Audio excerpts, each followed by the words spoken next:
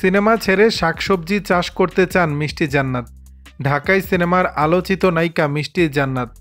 গেল বছর ঢালিউডের বেশ কয়েক তারকাদের নিয়ে তুমুল আলোচনায় ছিলেন তিনি। তার মধ্যে উল্লেখযোগ্য ছিল শাকিব খানের হবু স্ত্রী হওয়া নিয়ে গুঞ্জন। তবে সেসব আলোচনা এখন অতীত। এখন নিজের কাজ নিয়েই ব্যস্ত এই নায়িকা। যেমন প্রায় দেশের বাইরে অবস্থান করতে দেখা যায় তাকে।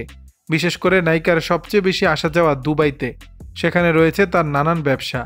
বড় কিছু প্রতিষ্ঠানের শেয়ার হোল্ডারও তিনি। বলা যায় ব্যবসায়িক কাজেই দুবাইতে এত যাতায়াত মিষ্টি জান্নাতের।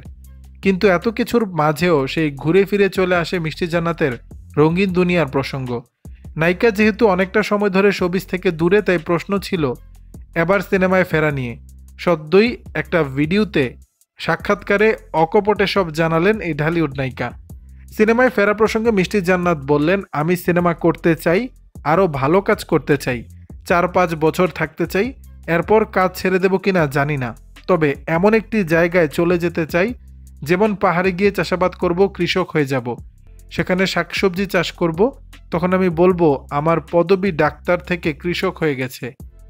সাক্ষাৎকারে সিনেমা জগৎ নিয়ে খানিকটা তিক্ত অভিজ্ঞতাও শেয়ার করলেন মিষ্টি জান্নাত। নায়িকার কথায় মিডিয়াতে প্রডিউসাররা মনে করেন নায়িকাকে যা বলবে তাই শুনবে। পরে যখন আমার সিনেমা অলমোস্ট শেষ, সে সময় উনি ডেকেছিলেন আমাকে, রুম নক করছিলেন রাতের বেলা। আমি তো আর যাইনি। পরে তিনি আমার সঙ্গে খুব বাজে বিহেভ করে, যা স্মরণীয় হয়ে থাকবে।